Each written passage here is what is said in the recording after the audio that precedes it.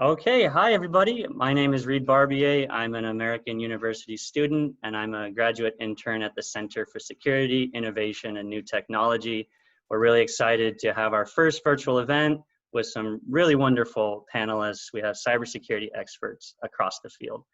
The Center for Security, Innovation, and New Technology is a research center here at American University.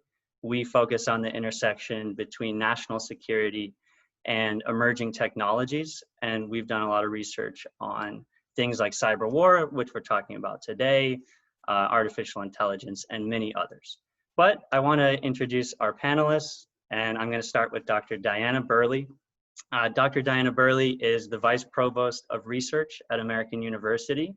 She's a cybersecurity expert who has briefed top executives in the private sector and has also given testimony on cybersecurity issues to Congress. So welcome, Dr. Burley. We also are joined by Dr. Jacqueline Schneider. Dr. Schneider is a Hoover Fellow at the Hoover Institute of Stanford University. She has written extensively in the cybersecurity field, and she has been published in many prominent academic journals. She has also served as an Air Force officer and is a reservist at the US Cyber Command. So welcome, Dr. Schneider. And we're also joined by Dr. Fiona Cunningham. She is a professor of international relations and political science at George Washington University. She has extensively studied Chinese foreign policy, including Chinese cyber warfare. Welcome, Dr. Cunningham. And we're joined by our own Dr. Joshua Rovner. He is the co-director of our center. He is a cybersecurity expert. He has served as a scholar in residence at US Cyber Command, and he is a professor at American University. Welcome, Dr. Rovner. So we're just going to jump in. The format of this event, I'll be asking some questions and leading the discussion for the first part. And then you, the audience, can submit questions in the Q&A box at the bottom of the Zoom bar. And you can submit any questions you want. Myself and the panelists will see them. They'll be anonymous. They can be on individual cybersecurity issues or cyber warfare more generally. So please submit your questions and we'll answer them at the end of the event. Okay, let's jump in. Obviously, we are hosting this virtually. American University is closed. The center is closed. We're in the middle of a pandemic. What issues of cybersecurity does the pandemic expose? Everyone's working from home. Personal information is increasingly at home. Dr. Rovner, I'll just start with you. What are you concerned about in this time, and what do you see happening with cybersecurity right now? Well, thanks, Reed, and thanks everybody else for joining us on a rainy morning in DC. I have a number of concerns, I think as all people do, about trying to make sure that not only the cybersecurity remains stable and reliable in a period in which a lot of people are going to be taking up a great deal of bandwidth, right? School is about to start for a lot of folks, if it hasn't already, and you're going to have continuous streaming interactions online all over the nation. So it's a real test of the infrastructure of the internet, and there are people on this call that are much more better at describing some of the technical issues that I am. But so far, I would say that the internet has proven pretty resilient. I think that people who have been more optimistic historically about the internet have always noted that it's designed to work around problems. The very structure of the internet is designed to create alternative pathways for information to reach its destination. So if there's a hiccup at some point of the internet, there are workarounds, and there's sort of resiliency which is built in. So far, it seems to be living up to those hopes. Now, it's something to continue watching closely. My concerns are less to do with the technical aspects of cyberspace and more to do with public perceptions. Things like declining public faith in government institutions and the tendency for people who are participating in politics online to become very tribal and to occupy their own echo chambers. But there are aspects of social media in particular which encourage this kind of self-referential politics, which I don't think is terribly healthy. So my concerns are at least right now, are less on the technical side and more on how our politics are moving forward in a very peculiar year. Thank you. Anyone else want to just jump in on pandemic, cybersecurity, this kind of intersection right now? Yes, Dr. Burley. Oh, you're next. Oh, Dr. I'll go Burley? and okay. So first, thank you for having me. This is my first official American University event. I've been on site for about a month now, so I'm happy to be here. And this is quite an important topic. And I agree with Josh that my concerns are not on the technical side, that they are very much focused on the information and the disinformation that is being spread on the internet. They are concerns about the people and the ability of us as a collective to understand the vulnerabilities that we face. I think that, especially as we see more people working at home who have been used to working under the technical protections of their workplaces, they may be lulled into a false sense of security or not understand the differences in the securities that they have in their workplaces versus their home space. And so they're not as aware of the threat that they face, and certainly worried about vulnerable populations who are just not as aware of either the vulnerabilities or the fact that there is misinformation. Oftentimes when we are in periods of crisis, and as individuals, we are worried and trying to get as much information as we can.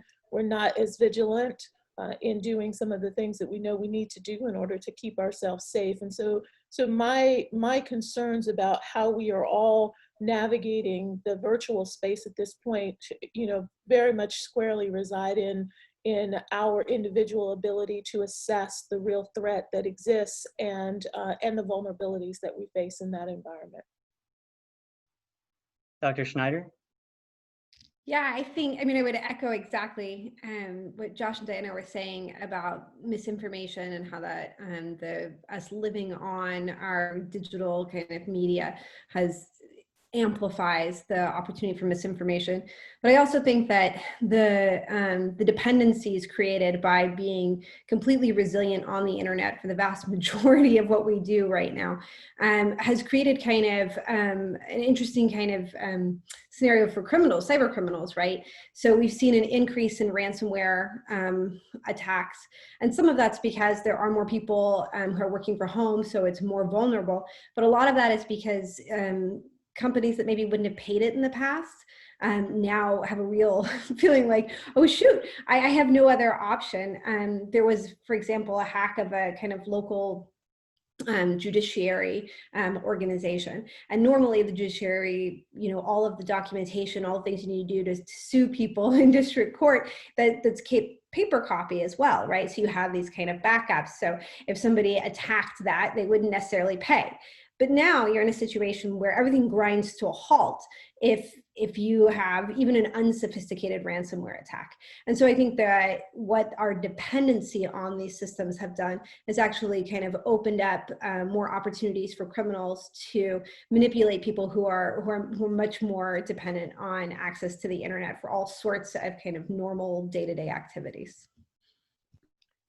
And if I could just add two final thoughts to my co-panelists' very articulate observations in this general space. I think one of the things that's been concerning me the most in the midst of the pandemic has been the broader trajectory of US-China relations in the midst of the pandemic, and the way that the pandemic has accelerated in some ways some of the political trends that might have been in place prior to that. So while we have been working from home, I think there's been a lot more activity happening in potential conflict hotspots between China and the United States in the South China Sea.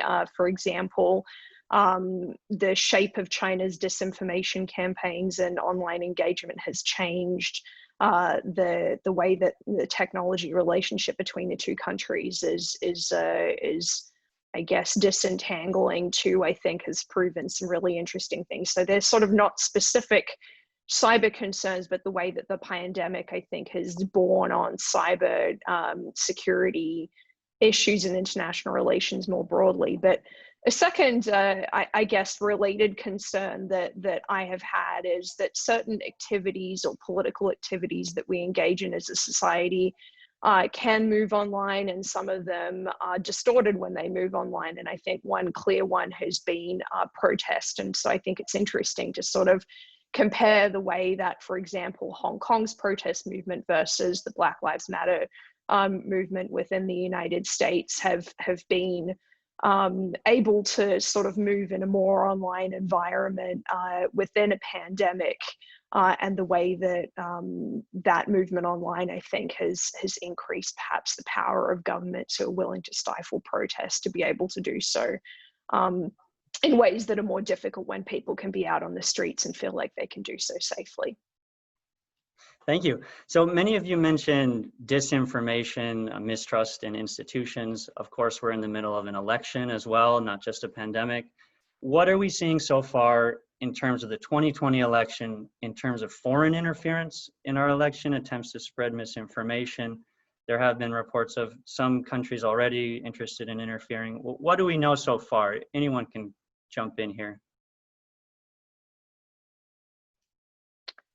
I guess I can sort of start us off, because I have been watching a little bit, particularly to see how China's behavior with regards to the US election might be evolving. And I think a couple of days ago, the National Counterintelligence Center came out with a report in which they stated that a number of nation state actors were attempting to influence the results of the US election, and I think named Iran, China, and Russia.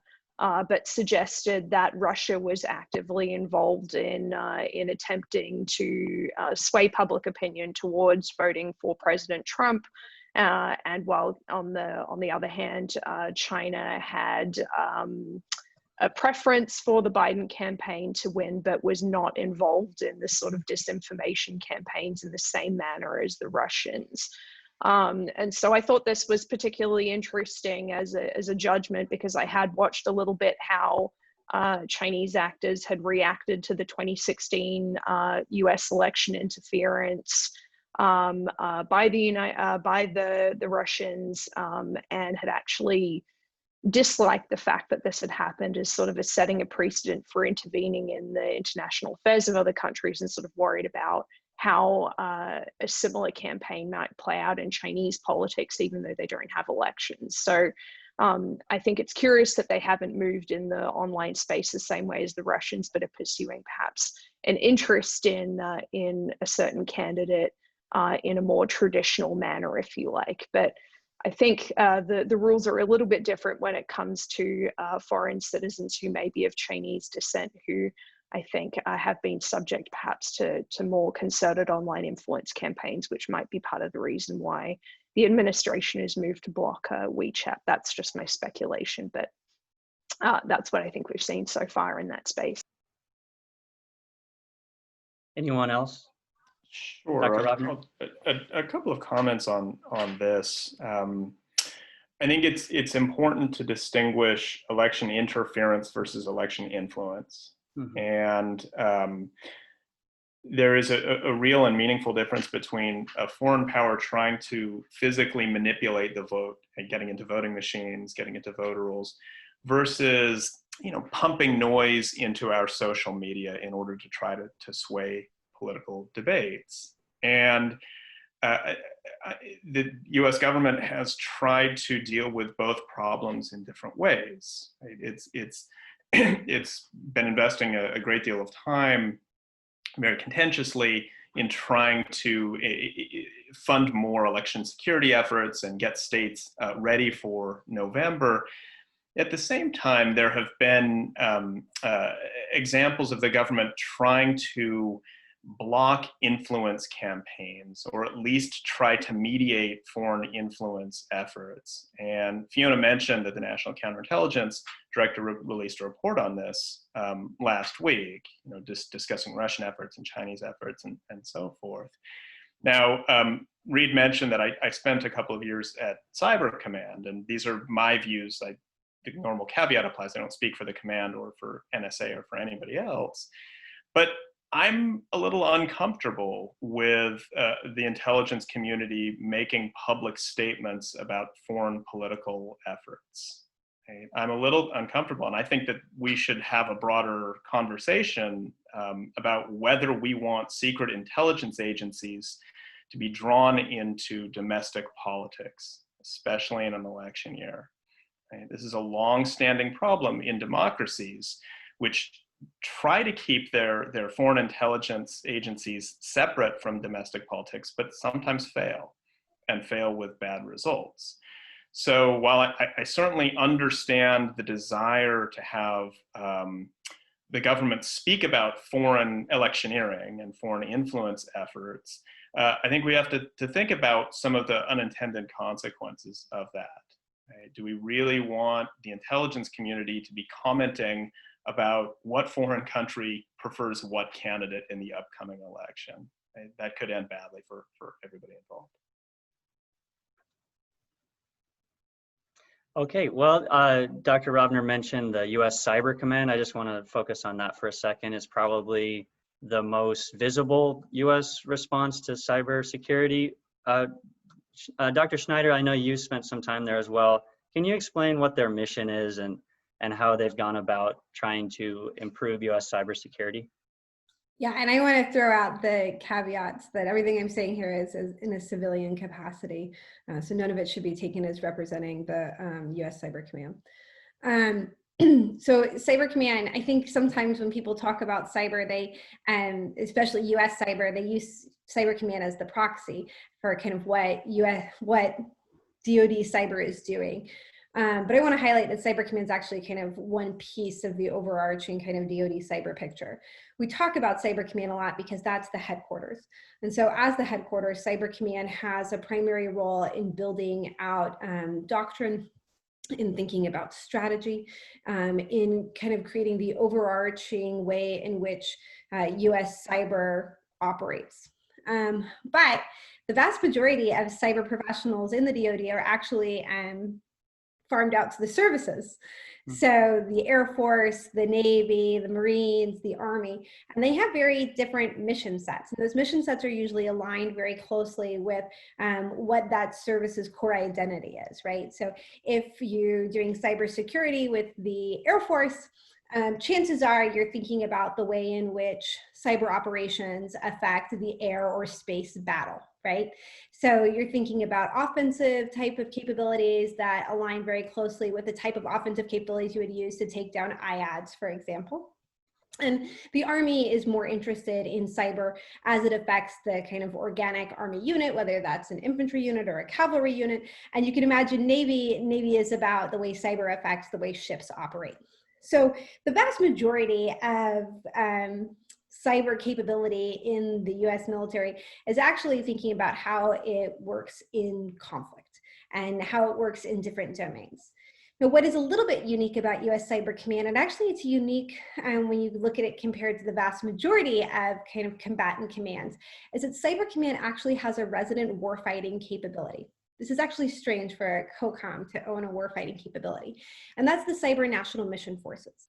And these forces are specifically looking at critical infrastructure, domestic threats to the United States. And so it's a little bit different than like the FBI and DHS, where they're not tasked with the actual defense of critical infrastructure. Instead, they're looking at how to, in defense parlance, defend forward. So they have cyber protection teams, which are designed to think about how to protect different kind of DoD infrastructure. And then you have teams that are looking more specifically at defending forward, at thinking about how do you counter cyber operations against US critical infrastructure. And those cyber national mission forces actually reside at, it's a weird kind of joint capability that resides at Cyber Command.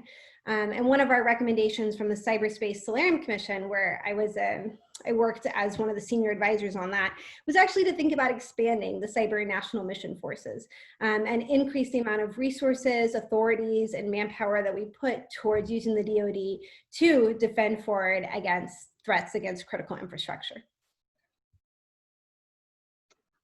Dr. Burley, I want to turn to you. I know you've testified before Congress about cybersecurity issues. What else is the government doing? Perhaps not in the military realm of cyber. Is there other initiatives and programs being conducted across government, perhaps in the civilian agencies? Well, so absolutely, yes. I mean, I think that one of the things you'll find is that across the federal government, there are many different initiatives that are touching each phase of this. Jackie mentioned the Cyberspace Solarium Commission, and even if you look at that one group, there are many elements to that to that report that are advancing. I'm involved specifically with the workforce group in looking at how do we both develop a cybersecurity workforce that will meet the needs of the various aspects of our country, but also how do we leverage the educational system to do that? And what kinds of things do we need to do to accelerate the development of these individuals?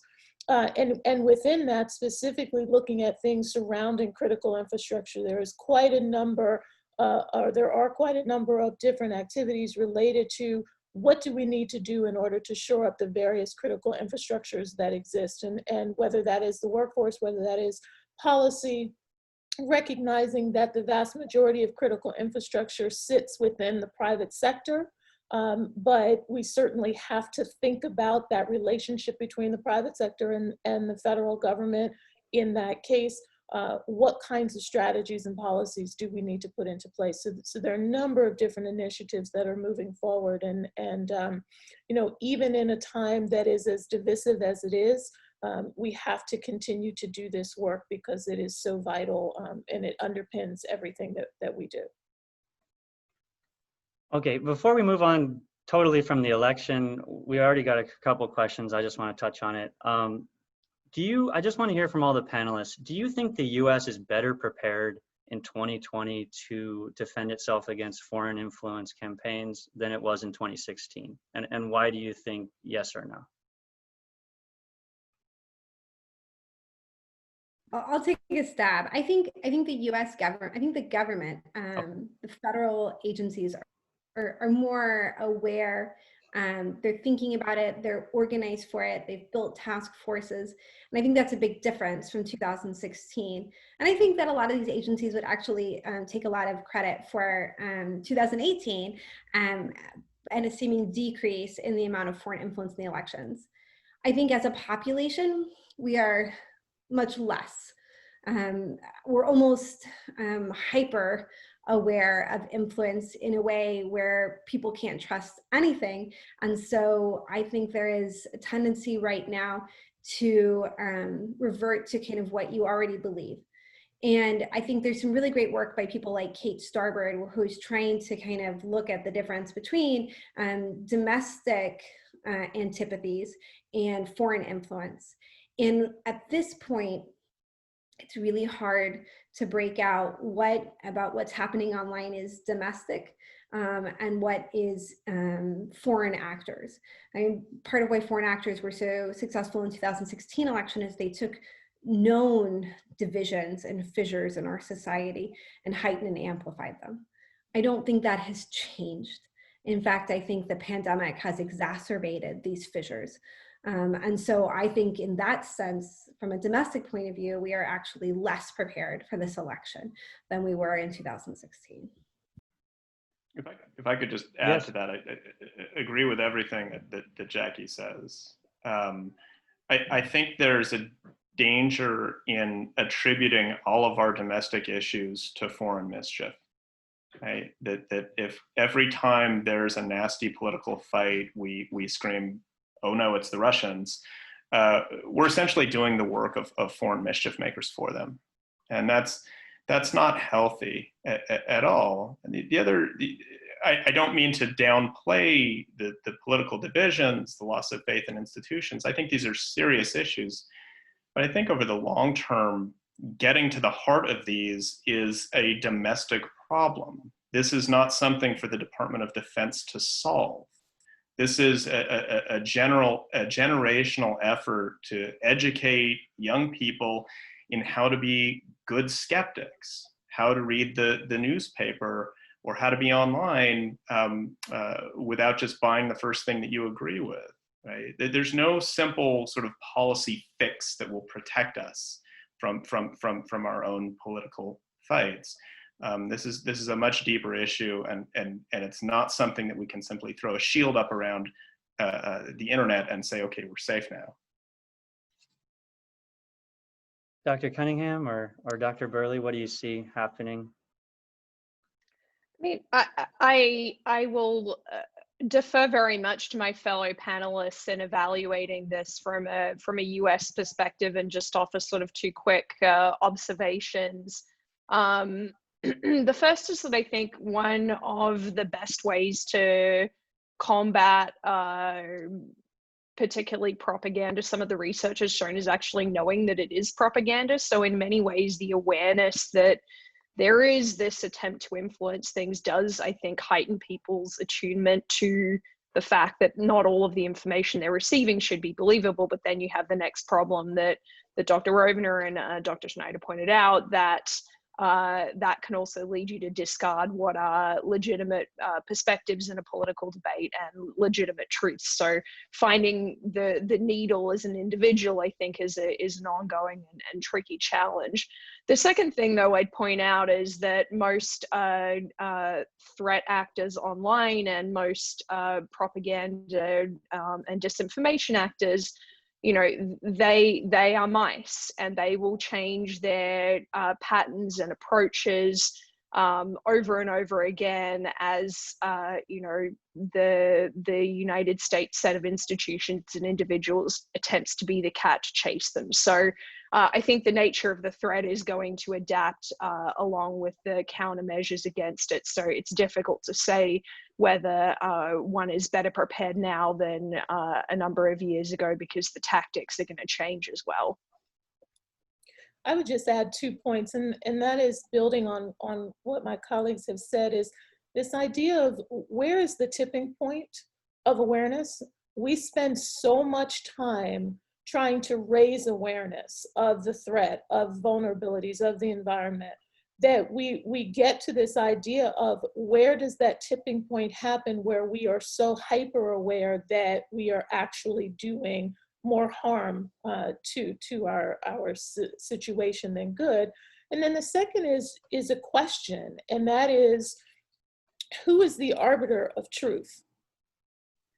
And that, I think, more than anything, has risen to the top of the list, where we are now as a society asking that question. And the answers that we used to have and the mechanisms that we used to have in place for making those decisions have now gone away. And there are real questions about who is the arbiter of truth, and what is truth. And when truth depends on the place that you sit, is it really truth? And what does the word truth mean? And I think that because we are questioning some of the basic tenets that we used to hold as our grounding, we are in an increasingly vulnerable situation in terms of the security of the election and everything else.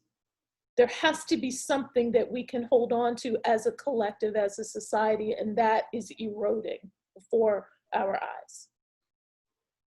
Thank you. I want to focus, we've mentioned China and Russia a lot. This seems to be the consensus of perhaps the most active foreign nations in the United States cybersecurity system.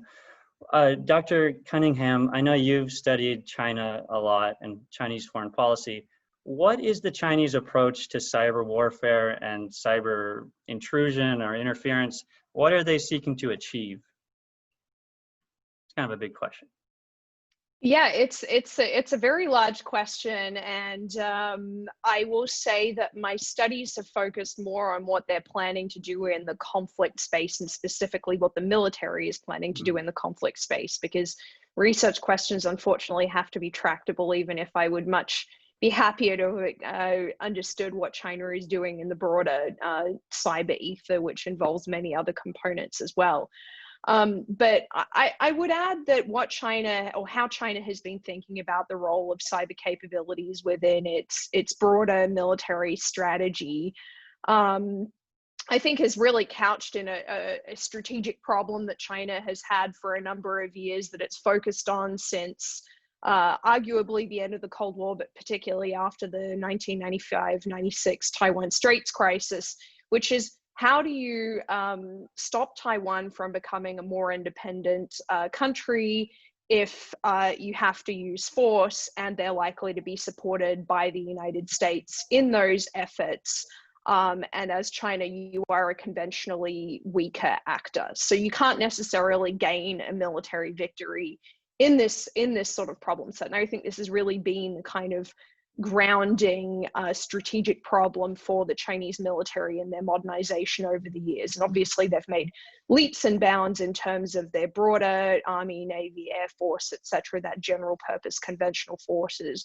But they did look for kind of stopgaps, if you like, so ways that they could try to escalate out of that conflict if they were losing it, ways to create more damage and more costs for the United States in particular if it was going to intervene in that kind of a conflict. And investing in offensive cyber capabilities, I think, has been one part thereof. So initially, I think they have thought about this set of capabilities very much as something that might point at the soft sort of underbelly of the United States. But then China became more vulnerable to cyber attacks as well over this sort of decade after they started building those capabilities in the early 2000s, saw what happened in the Arab Spring, saw what Edward Snowden revealed about some of the capabilities the United States might have, and realized that if they were going to keep on throwing cyber stones, they were doing so from within a glass house. And so they'd better be a little bit more coordinated and a little bit more careful about using those capabilities. And so I think what we've seen in the last, I'd say roughly speaking, 5 years, is a consolidation of China's military cyber forces into a new organ called the Strategic Support Force, and from within that, better integration of some of their intelligence and attack capabilities. So it sort of remains to be seen how that capability might mature going forward, but my understanding is, from some who see what's happening on the United States side with thinking about employing these capabilities, that to say that cyber military capabilities is mature is a bit of an exaggeration, that they're constantly sort of maturing. So that's kind of, I think, how China sees this capability fitting within their overall military strategy. But I think the recent years, the focus has really been on building up their defenses, building up their integration, improving the command and control structures, as well as starting, I think, to engage a little bit more on the international stage, and with the United States specifically, at least in track 2 dialogues, to get a little bit more transparency and a little bit more understanding of how these capabilities could play into future US-China contingencies. Anyone else want to comment on Chinese strategy? Well, what other, we talk about China and Russia a lot. What other countries should Americans be thinking about in terms of cyber intrusion and cyber attacks into the United States? Are there other foreign adversaries who are important in this sphere? I mean, I think if we're talking about most capable actors, definitely Russia and China, right? And Russia has a very different kind of look at cyber than China. I think in some ways, Russia is more, actually way more risk accepted in cyberspace. Josh may disagree, but I think that part of this is because a lot of their cyber capabilities really are framed within intelligence bureaucratic intelligence kind of umbrella. And if you're thinking of cyber in more of an intelligence and sabotage way, then you're less worried about kind of the big escalatory risks of cyber when it's associated with like strategic forces like nuclear forces. So I think that the Russians are probably the most capable and also the most risk acceptant, which means they're the most prolific in this space. And we've seen them experiment with cyber operations in conflict because they have a series of different proxy conflicts with neighboring countries, you know, where there are, they're using cyber actively. But we also see them experimenting more in terms of the thinking about how critical infrastructure affects decisions for states. So, but there are nuisance actors. North Korea, also highly prolific, also very risk acceptant in cyberspace, not very good compared to Russia, right? And they are often attributed to their actions. They are messy, but it's because for the North Koreans, cyberspace is a way to, one, extort money, and to two, create disincentives to engage with the regime in ways that they don't like. And so I think the North Koreans, they're active. We'll see them in our spaces a lot. They're not as good. And then there's the Iranians. And the Iranians are also extraordinarily active in cyberspace, also not as capable as the Russians or the Chinese, much less disciplined than the Chinese.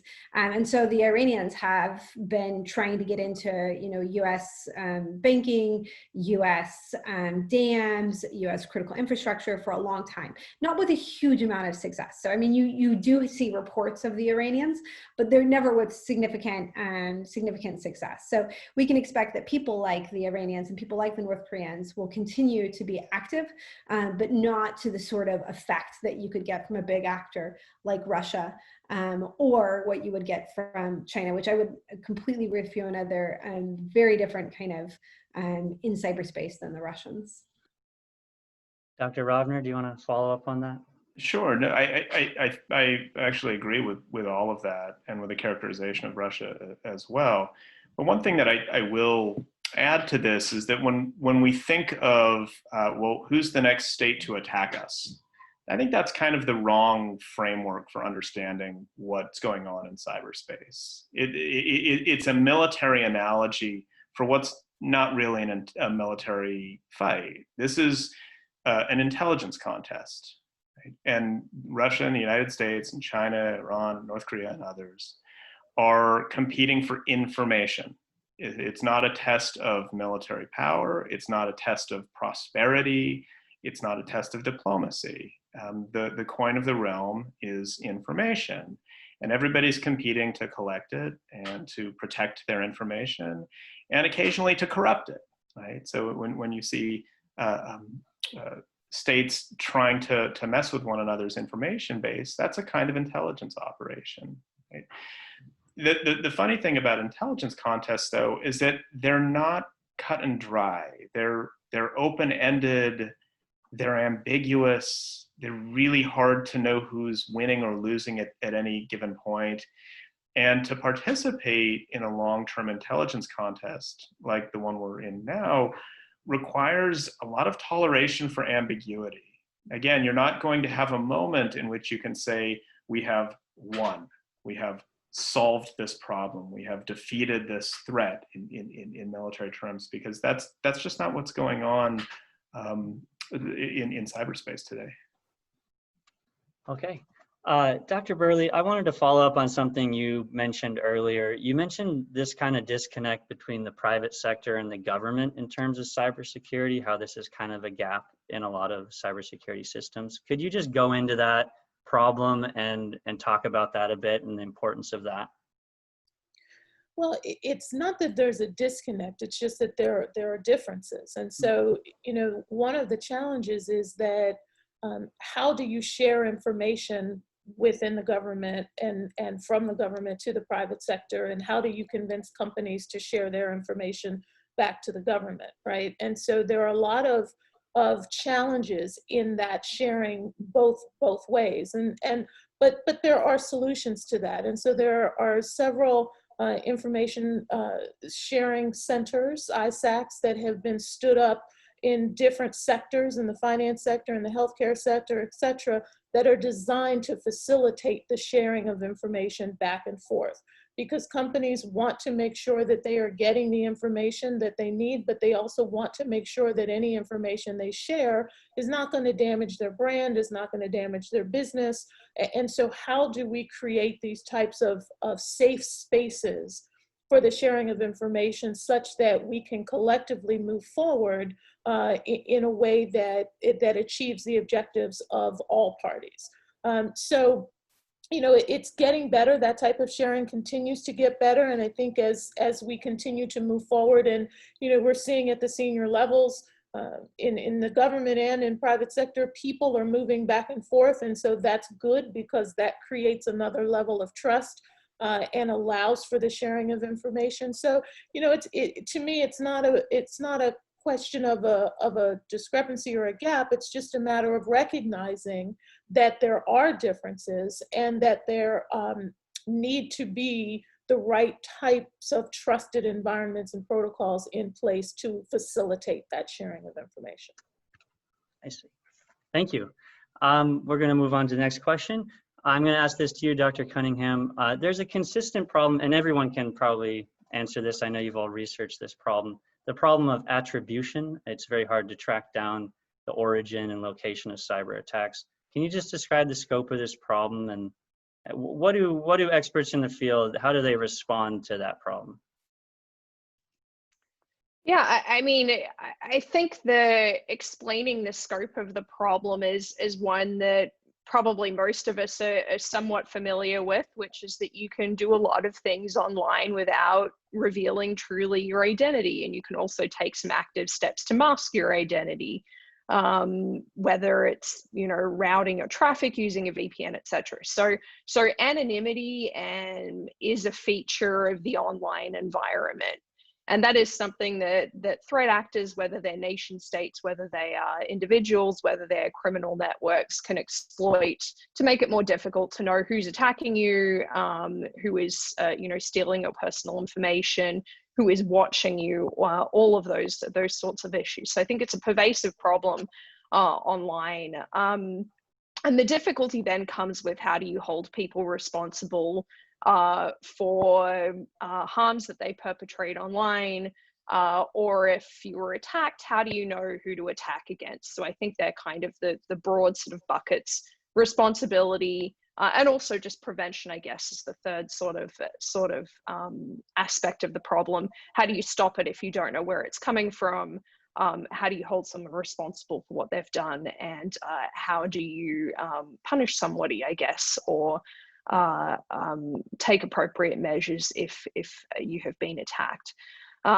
So I'll talk a little bit from the nation state perspective, I think, because that's the area where I've really focused my attention on this question. And I think initially a lot of researchers who were thinking about aspects of cyber conflict were concerned that this attribution problem was really going to make in particular, working out who you'd retaliate against in cyberspace very difficult, that this was going to be an obstacle to cyber deterrence, over which I think there's been a sort of robust debate that this sort of stands in the way of thinking about holding actors responsible, particularly through threats of punishment. I think the way that has evolved, though, is that it turns out attribution is not impossible. It's very difficult. It's a cat and mouse game, and it depends on things that are broader than just the forensics of the actual attack. So I think the United States myth busted in this area in a pretty big way for China, which had previously hid behind this kind of question of attribution, when it attributed some of the data breaches to hackers within China in an indictment in 2014. So I think that was kind of a pivotal moment. And since then, I think we've seen a lot of private cybersecurity firms starting to do forms of attribution, actually even before that with Mandiant. And they've done so by developing a kind of set of signatures on the basis of which certain actors, if they're acting persistently online, are going to adhere to. So, you know, it is, I think, less of a difficulty, but than might have initially been thought. But again, it's very resource intensive, and I think the capability to attribute really depends upon the means at the disposal of the actor. But I will just add that the perpetrators of cyber attacks still have an incentive to say that attribution is impossible for two reasons. One, because they can hoodwink third-party audiences into thinking it is in fact impossible. But secondly, I think there's a very clear strategic objective, which is the more information you get on how you were attributed, the more easily you can evade some of those techniques in the next round. So they're a way of improving your forms of attack going forward. So I think it's sort of a tricky issue in that way, and there's political as well as technical aspect. Thank you. Anyone else want to add to that, Dr. Rodman? Sure. I did, very quickly, and I'd love to hear Jackie's take on this as well. I agree wholeheartedly with Fiona that the attribution problem can be difficult, but is not always difficult. And one thing that Fiona said was that a lot of it has to do with the capabilities of the actor trying to do the attribution, right? If you've got a lot of capability, you're going to do better at attribution. It also has to do with the nature of the operation, right? For very simple cyber operations, those are easier to hide. They require less organization, they require less preparation, less money. But for substantial state-on-state cyber attacks of any sophistication, that just requires a lot of organization and people and skill and training and money. And the more people you bring into planning a cyber operation, the more likely it is that you're going to be detected, right? So I think from a law enforcement perspective, attribution remains a really tricky issue because most cybercrime is low level, and because it's low level, it's hard to know who's doing it. But from a national security perspective, when you're talking about state-on-state attribution, not only is it possible to do attribution, but it also creates opportunities. Right? It creates opportunities for the United States to message its adversaries in a way that says, quietly and diplomatically, hey guys, we know what you're doing, we see you, and don't believe that you can act anonymously against us. And I think that could be very useful over the long term.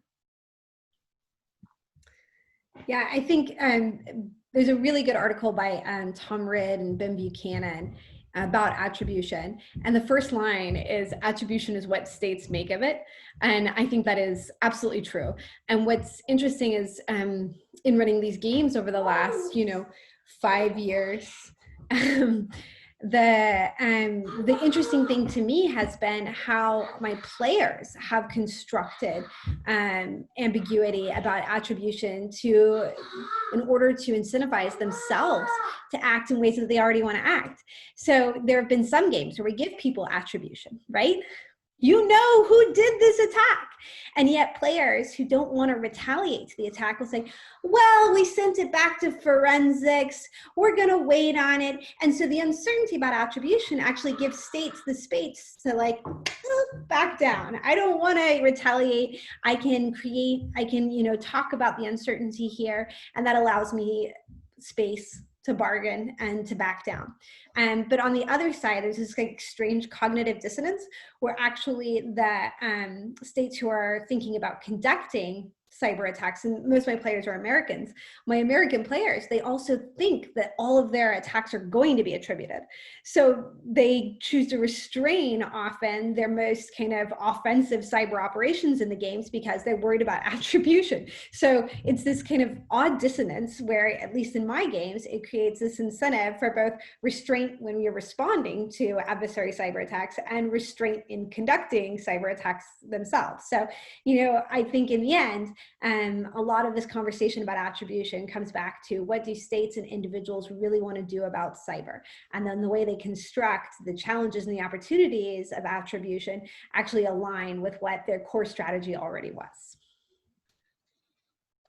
Okay, Dr. Burley, I'll give you a chance to respond if you want. You know, what just struck me about Dr. Schneider's response is that it goes back to this, we're framing our own realities, and we are acting within the constraints of those frames. And it's connected to our definition of truth. It's connected to our definition of what is acceptable in our eyes and in the eyes of our country or our agency or society or et cetera. And so it really, you know, it becomes a psychological game as much as anything else as we continue to maneuver through these. So, thank you. Okay, so we're going to open it up to questions from the audience now. I'm going to look at this Q&A. Okay, here's our first question. Democratic populations seem especially vulnerable to cyber threats, caught between the influence of authoritarian states and groups like QAnon.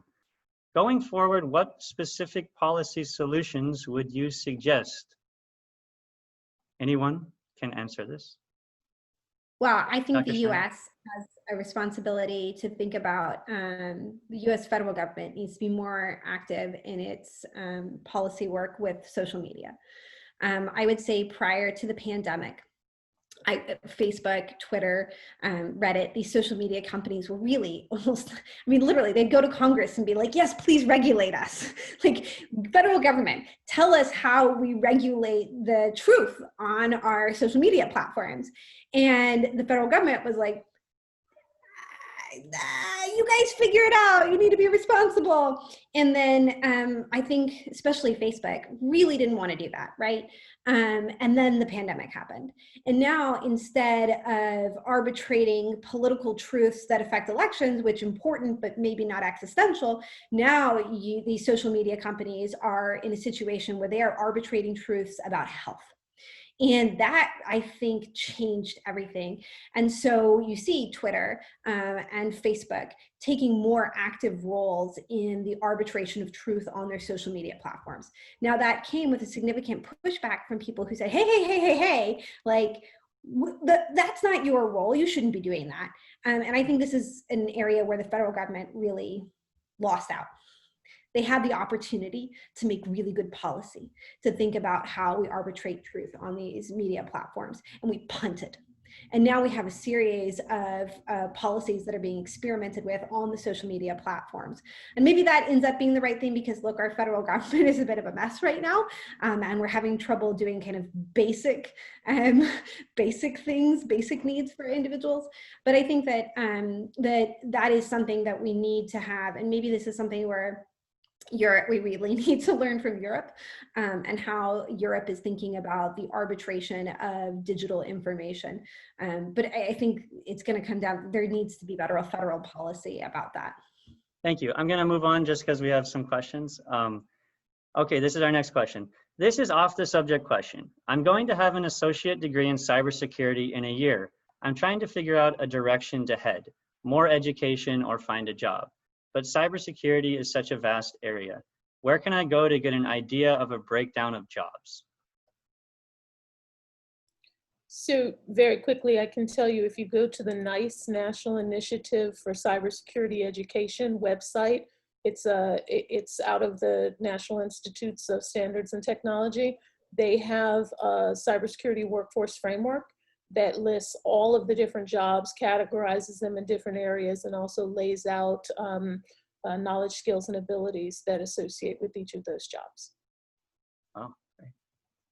Anyone else? You can also, if it's a great question, it's off topic, but it's important. We should all think about jobs, and the cybersecurity workforce is a huge issue.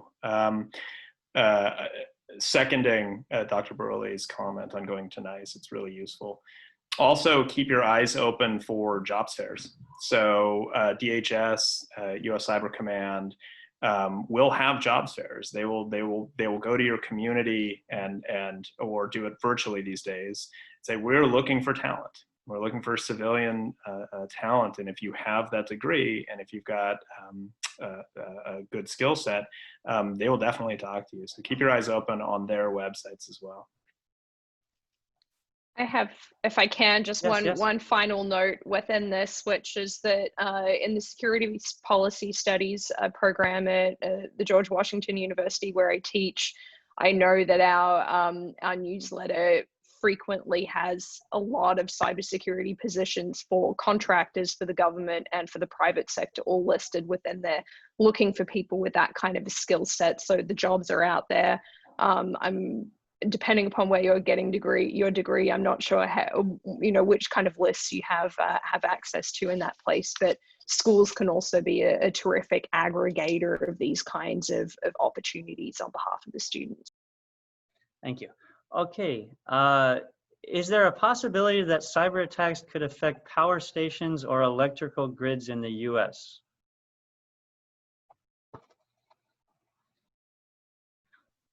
Yes. Yes. Okay, so this has long been a major concern about cybersecurity. What happens if a malicious actor turns the lights out?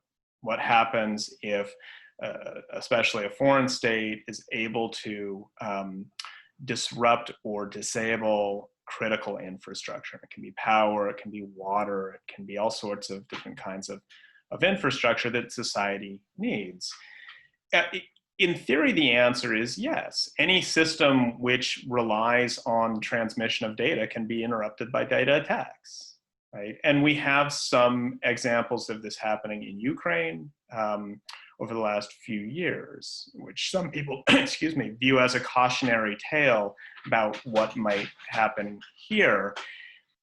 From my perspective, I think there's a couple of questions that we need to ask more. The first has to do with not just can foreign actors attack infrastructure, but for how long, right? What's the time that it would take to come back online, right? A physical attack can lead to lasting damage. We don't know exactly how long a cyber attack on infrastructure would take, right, to get systems back up. And this is something where public-private collaboration can and should be ongoing, right? This is a 100% mutual interest in this. The broader question from the perspective of a strategist is, how can you deter foreign actors from taking this action? Like, we haven't seen it yet, despite 2 decades of fears about it. I think there's a good reason why it hasn't happened, because this is the one kind of cyber attack that might actually provoke retaliation, or at least attackers might believe that it would provoke retaliation. So if I am sitting in a foreign capital and I'm thinking, do I really want to turn the lights out in San Francisco? Do I really want to interrupt water service and sewage in Washington, D.C.? I'm going to be very cautious about that. Right? Not only is it not easy to pull off such an attack, it would require a lot of work and organization and money, probably be spotted really quickly, but you probably worry about how the United States would respond, either within cyberspace or across domains. It might respond in a different and equally damaging way. So while, yeah, at a technical level, this could happen, I think there are ways of guarding ourselves against the occurrence of it and the severity of such an attack. Well, thank you. That is, oh, did anyone else have? Yes, Dr. Cunningham, please.